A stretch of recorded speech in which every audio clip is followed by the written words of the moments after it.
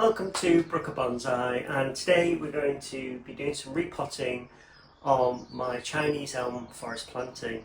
This forest planting was started last year and we had, as you can see, lots of success. Most of the seeds that we germinated grew. There's also a couple of other seeds that have been thrown in the same seed tray. So today we're going to repot the forest planting, do some light root pruning, but really focus on the composition, and then take away those mystery seedlings so that this is a pure Chinese elm forest. So let's take a look at the forest now. So here's the front of the planting, coming round to the side, to the back of the planting, to the side, and back round to the front. You can see here we've got some dawn redwood, we've got some black Japanese pine, so we want to remove those today in the planting. There's also a lot of leaf litter, so we're likely to be reusing the soil, so I want to remove all of that first so that we can just put the trees back in the same soil. So let's begin with that. Removing leaf litter is usually done kind of late autumn in the UK, and we do this because leaf litter can give bugs an opportunity to overwinter. These Japanese elms actually held their leaves for a really long time over winter, so I wasn't able to kind of do this essential work. So I'm kind of doing it a little bit late now. So whilst I'm repotting, I'm also keeping an eye out for any signs of pests so that I can action that as quickly as possible. So I'll show you what I'm doing here. Let's zoom you in. So you can see the forest floor is kind of cluttered with moss. We've got old leaves. So you know, this is a really good time to remove all of this stuff. It's quite therapeutic work as well. Kind of slowly work away at it, removing all these leaves, and this will then allow us to reuse this soil because we don't want any organic mix. When I say organic mix, I mean like leaves or moss or things like that. With bonsai, we try to use inorganic soil in the main, so my soil composition is 50% akadama, 50% perlite, and then if I am potting a pine or similar kind of species like spruce, I'll also kind of chuck in a handful of lava rock. You can see this is lava rock here. So this can be quite a slow process, so I'm going to work away and we're going to come back once I've cleared the majority of the debris from the soil.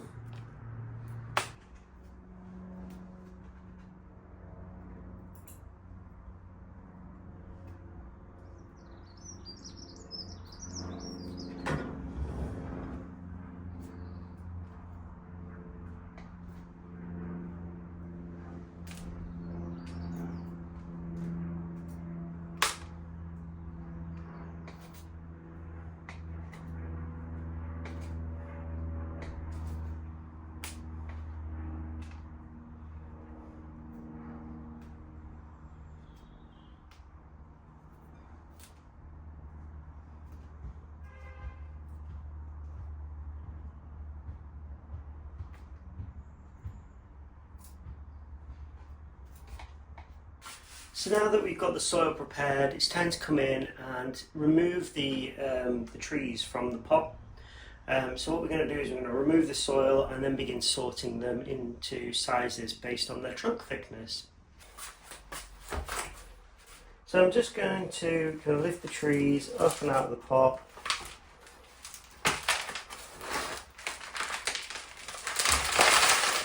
Being careful not to put too much pressure on only one specific tree. And I can see that the forest has already got nice mat of roots on it, which is encouraging. So I'm going to come in and just begin, teasing these trees out of the root base, trying to kind of retain as much of the roots as I can at this stage until we know more.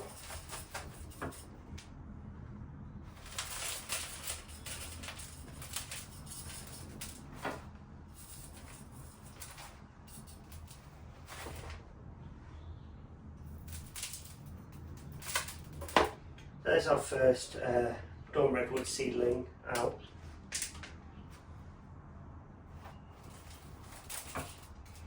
And our second dawn redwood. The last seedling is this black pine, so I just want to get that out as well. Got some nice long roots, which is great. And I'm just going to set them aside in some water so that they don't dry out. So now we have kind of all the Japanese elms that are left in the pot here. So I'm just going to come in and try and begin teasing them out of this mat of roots that they've created. You can see that their roots go pretty long, so it's a good opportunity now to come in and prune those and begin building those radial root bases.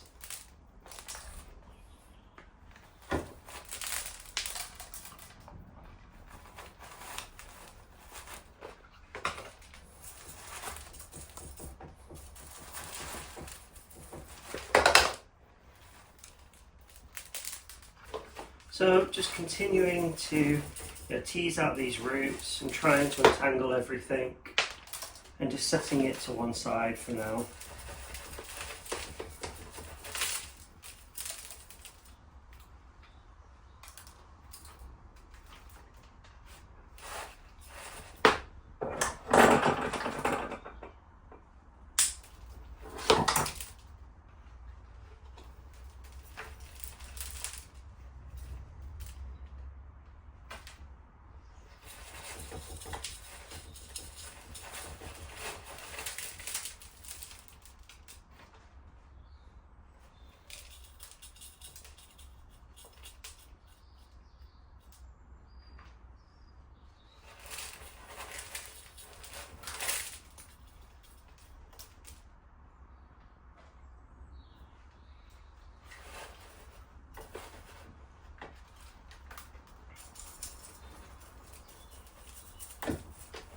All I'm doing really to remove these trees is using a pair of tweezers as a root rake, and I find the angle of these kind of bent tweezers, as well as how they feel in the hand, that you can be quite responsive, allow you to be quite mindful of how rough you're being with the roots, but also help to quickly remove the soil. So once I've repotted these trees, they'll then, to kind of establish this root base, they may get repotted one more time because the roots are quite bad, but then after that they will be repotted as an entire kind of planting, as one. And the roots will begin to kind of intertwine and lock together, and that will hold the position of the trees. So we've still got a couple of repotting windows where we can change the trees, reposition them in the pot, improve that planting itself, and then once we've got that locked in, it will remain that way till the end, really.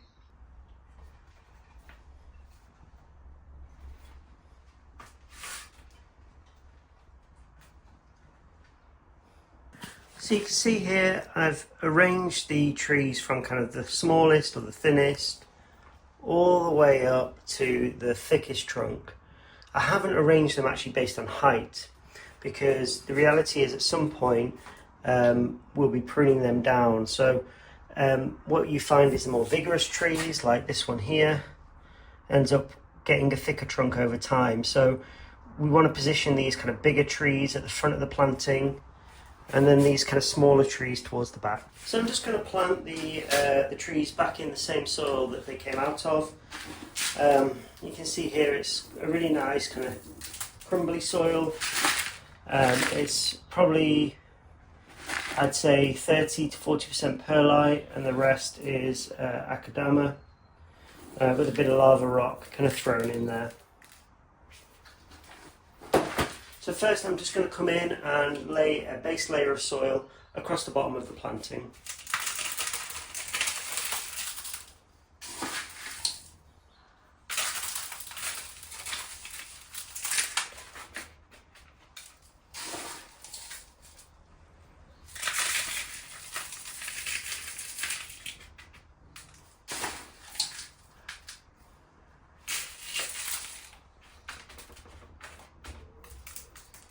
So you can see here, I'm just kind of adding a nice base layer of soil to the planting.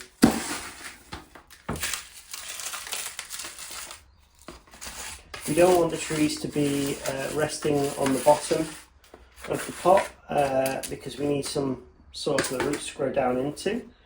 And also, you know, maybe not the next time, but the time after, we'll be repotting these trees as a single unit, so we'll probably end up cutting the bottom root mass away. So if we plant them too deep, when we come to, you know, cut that root mass away later,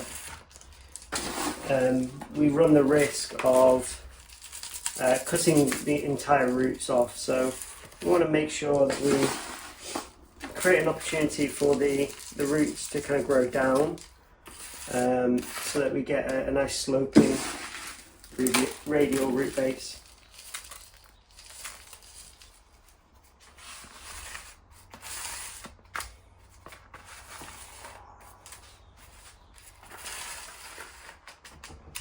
Like that. So we can put this aside now, because we're going to do some very light root pruning on the trees. So we're going to start with the biggest tree. For this, I've got just you know, some really old pair of scissors and my concave cutters. What we're looking for is kind of a radial root base. This is quite a shallow one, which is great, but we've got these kind of, you know, roots coming in a funny direction. So what we're going to do is come in and cut that at the bend, and now we should get new roots growing from the tips. The second bit I'm going to do is just chop off this taproot, and that should now encourage radial roots to grow. Just do a light kind of pruning around the edge,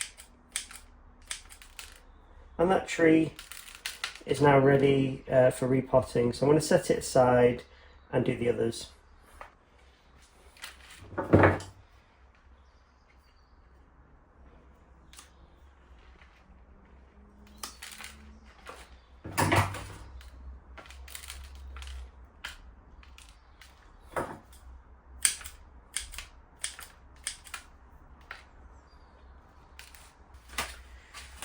I'll be repeating this process for all the trees, one by one, to create a nice radial root base.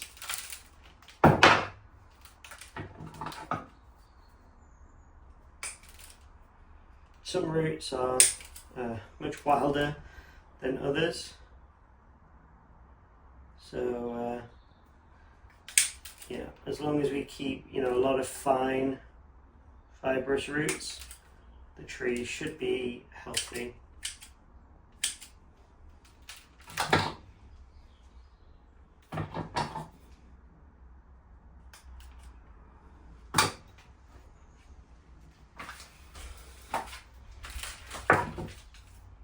So for each one, all I'm doing is cutting off the taproot, and then just doing some initial kind of root pruning, root selection, directional pruning, to ensure that they're all facing in a really nice way.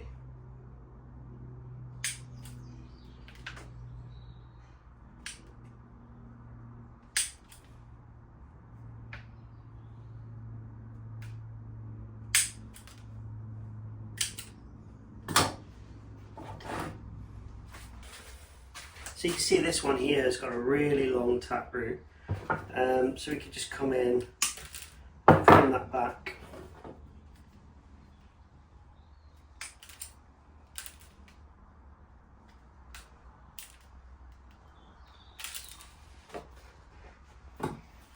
This is a good time of year to be doing this. The tree's just coming out of hibernation and it's beginning to bud out, so it's telling me that it is a good time to repot.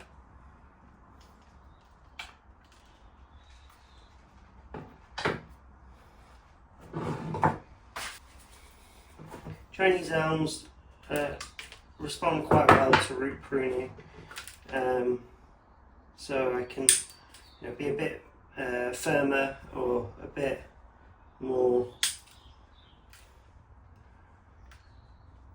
drastic than say with like a pine or similar. So you can see all the roots that I've already begun removing. This is a good example of quite a narrow root, taproot that I'm just going to come in, cut off, and then look for roots that aren't growing in the best direction.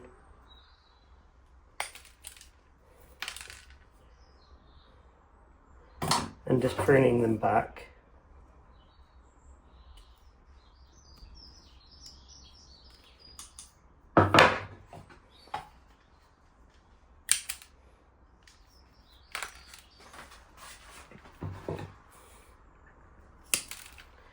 So prune the taproot, check the radial roots, light pruning,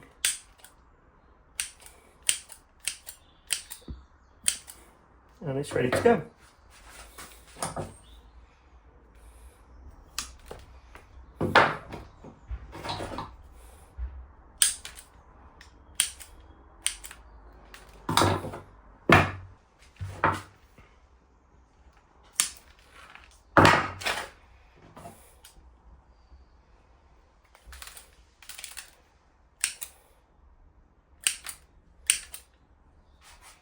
Chinese elms grow really well just from cuttings, so you can be quite drastic with the root pruning. As long as the aftercare is good, then the chance of success is pretty high.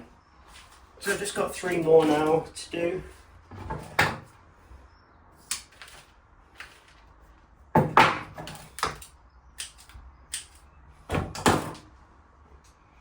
And then we'll come back in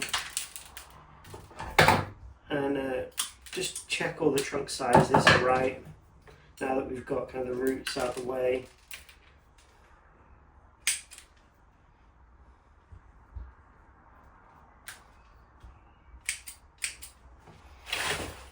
So you can see there's a huge amount of roots that we've removed from the tree, so aftercare is really crucial. So over the next kind of couple of months I'll probably keep them indoors until the frost has cleared and then slowly introduce them outside.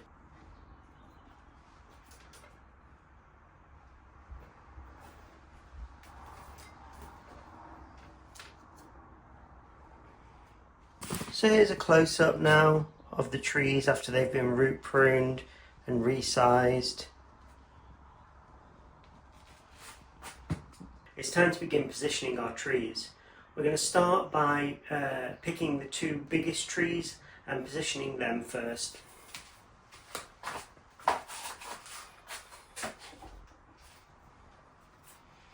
So these are the 2 trees with the thickest trunks. This one is slightly bigger and this one is slightly thinner, so we can position them a little bit further back. By positioning them offset like this, it then creates your primary tree in the forest and then your secondary tree in the forest. I'm probably also going to shift the planting slightly over like this, so that we don't have a kind of a path or a clearing that is dead centre. So let's add some soil onto those roots so that it holds them in the pot.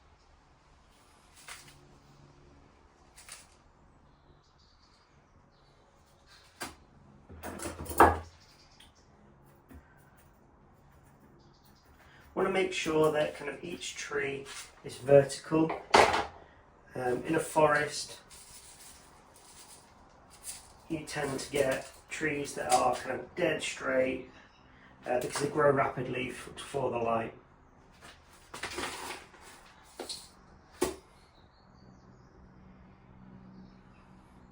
When I'm placing the tree in the planting, I'm also making sure to spread out those roots so that they're nice and radial and can grow and not get tangled.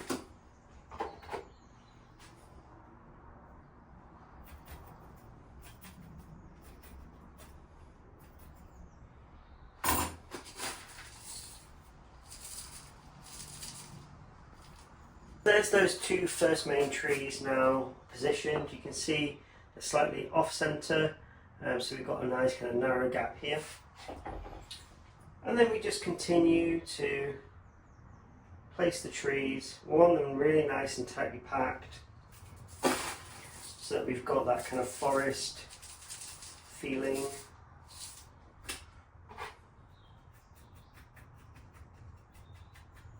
Continue to kind of work the soil down into the roots and ensure that the trees are, nice and vertical. As we come towards the outskirts of the forest, we may decide to actually lean the trees so that it looks like the trees are kind of searching for light. So you can see this tree is kind of bending outwards a bit too much, so let's come in, straighten it, and we're just going to work the soil down into the roots.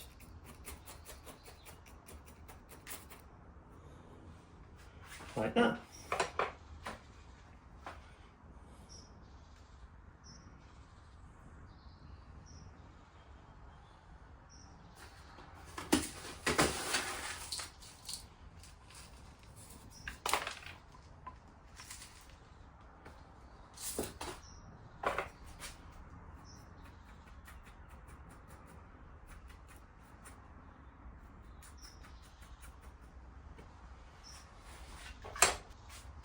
So I'll continue to add and alternate trees into the forest planting, and then we'll come back, we'll take a look at the final composition before we commit to it and then begin filling the trees up with soil.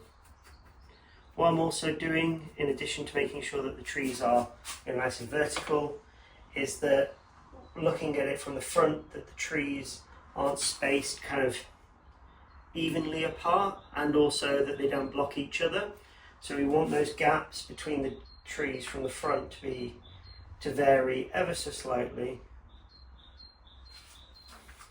to give it a more kind of organic, natural feeling.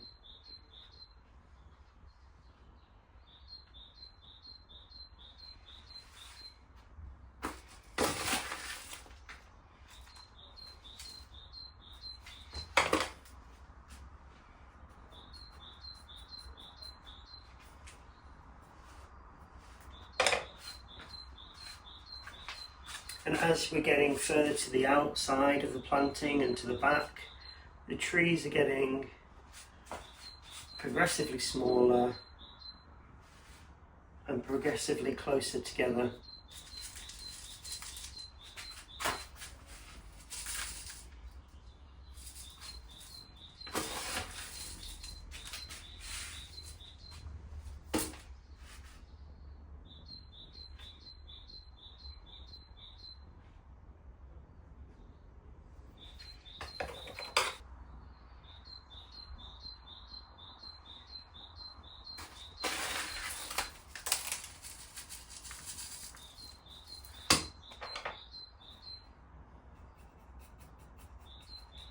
Now that we're working on the trees that are slightly on the outskirts of the forest, we want to have a kind of nice natural bend bending outwards ever so slightly, as if the trees were, reaching for the light.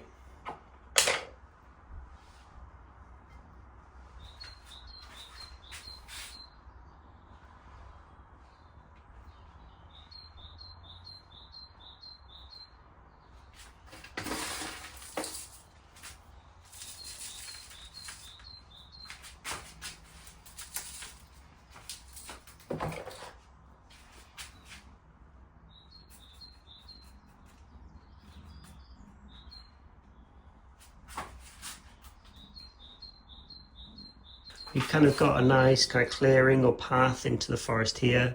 So what I've done is I've actually found a trunk that slightly bows outwards and then straight, to again make it look like these trees are searching for light.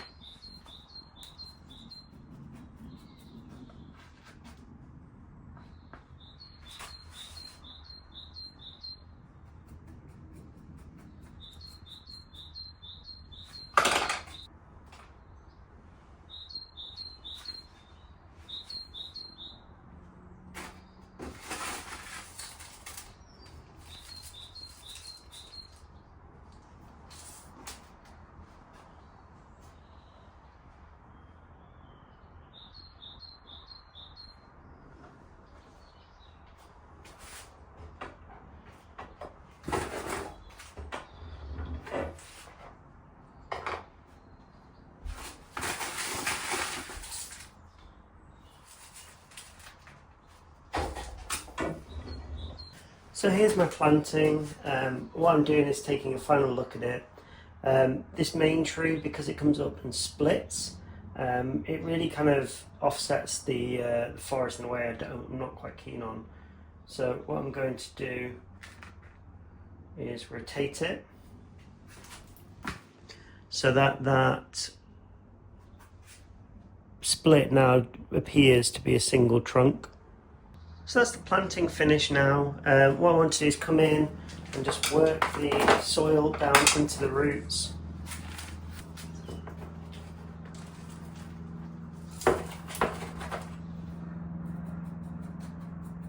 And get everything settled in nicely.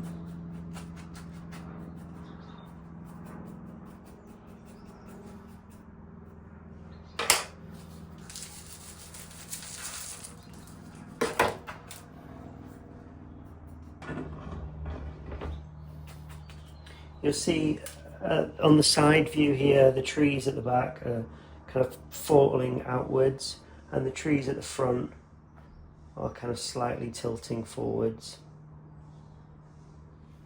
So we have a kind of a full spectrum of the forest there.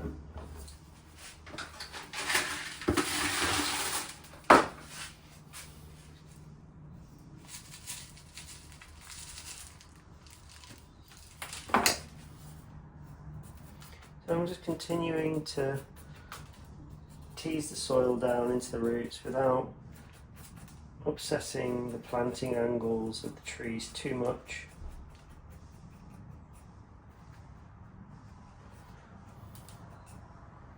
These are a little bit sharp at the back, so I'm just going to pull them back slightly and stand them up.